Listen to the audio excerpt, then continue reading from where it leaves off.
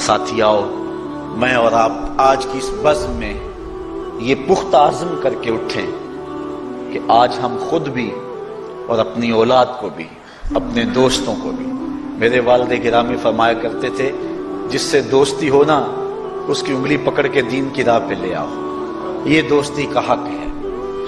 اس کے لیے آپ بہت کچھ کرتے ہیں لیکن اگر اس کو دین نہیں دیا تو کچھ بھی نہیں دیا۔ کوشش کرو میرا دوست ہو اور جہنم میں جائے۔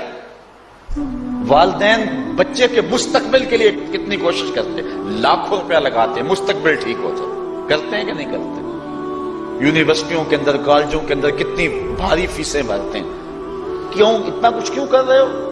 میں نے دیکھا بوڑھا باپ اپنی کمر پہ بوریاں لاد کے مزدوری کرتا ہے، مائیں اپنا زیور بیچ رہی ہیں کہ اولاد پڑ جائے۔ میاں اتنا کچھ کیوں کر رہے ہو؟ جی مستقبل ٹھیک ہو جائے۔ یہ مستقبل کتنا ہے؟ 20-25 سال کا، اور جو اصل مستقبل ہے اس کی فکر ہی نہیں کسی کو۔ اصل مستقبل تو وہ ہے، اللہ اکبر، بیرون ملک جائے بیٹا تو ماں کہتی ہے بس دعا کرو کہ میرا بیٹا خیریت سے پہنچ جائے۔ بیٹی کی شادی کرتی ہے تو ماں کہتی ہے دعا کرو کہ اپنے گھر میں اس کو چین مل جائے۔ کسی کا انٹرویو ہوتا ہے، لوگ کہتے ہیں جناب دعا کرو کہ اس انٹرویو میں وہ کامیابی سے گزر جائے۔ میں کہتا ہوں جب قبر میں اترتا ہے پھر کسی نے آ کر کبھی نہیں کہا کہ دعا کرو مشکل گھڑی آ گئی ہے خیریت سے گزر جائے۔ اصل امتحان تو یہ ہے، اگر اس امتحان سے گزر گیا تو کامیابی اور بامرادی۔ یہ تھوڑا سا مستقبل دنیا کا، اس کے لیے ہم کتنے پیسے لگا دیتے ہیں۔ سب کچھ اولاد کو آتا ہے، ہر شے فر فر پڑھتے اور بولتے ہیں، دعائے قنوت بھی نہیں آتی ہوتی۔ تو ہم اپنی اولاد کے لیے دین کا تحفہ اس کو کبھی نہ چھوڑیں۔ اللہ اکبر، کوشش کریں، محنت کریں۔ حضور نبی رحمت صلی اللہ علیہ وآلہ وسلم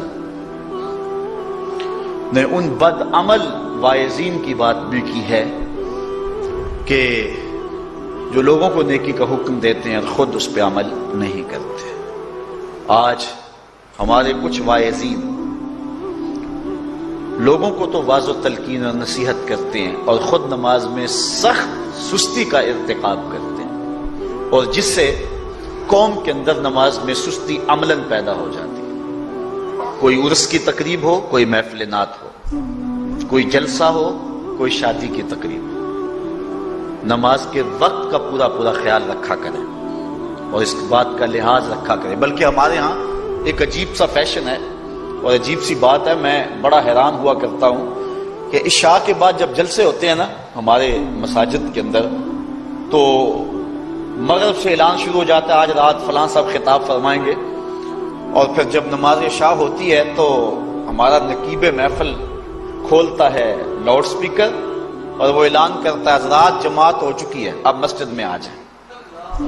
یعنی یہ نماز کو ہلکا کرنے والی بات ہے۔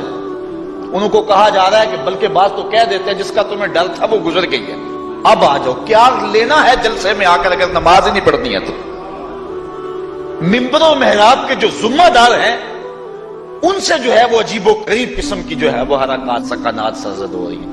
یہ جو جہل نقیبوں کا ایک غول آ گیا نا، یہ بھی ایک بہت بڑی مصیبت ہے۔ ایک تو بے تحاشا القاب، دوسرا دین کی روح سے ناشنائی۔ وہ کسی نے کہا تھا نا کہ پہلے حضرت غوث پاک ولی بناتے تھے، چور سے کتب بناتے تھے، آج کل ہم بناتے ہیں۔ کہا تم کیسے؟ کہا ہمیں پتا ہوتا ہے یہ چور بیٹھا ہوا ہے، کہتے ہیں غوث زمان اور کتب دوران۔ بے تحاشا اور بے تکا انداز، اور پھر دین کی روح سے یہ ناشنائی کہ باقاعدہ اعلان ہوتا ہے جناب جماعت ہو چکی اب تو آ جاؤ۔ تو کیا کرنا ہے؟ ساری رات جاگ کے اگر عشاء کی نماز ہی نہیں پڑھی تو نماز کو ہلکا کیا گیا ہے۔ اسی طرح جلسہ لمبا ہو رہا ہے اور نماز کا وقت سکڑ رہا ہے۔ ان چیزوں کا التزام کرنا ہے، ہم نے کوشش کرنی ہے۔ اور یہ بھی ایک مصیبت ہے کہ دربار بڑا اونچا ہے اور مسجد کے اندر جانوروں کی بینٹیں پڑی ہوئی ہیں۔ حیثیت تو مسجد کی ہے، دربار کی تو ثانوی حیثیت ہے۔ دربار پہ 3 کروڑ روپیہ لگا ہوا ہے اور مسجد میں چٹائیاں بھی موجود نہیں۔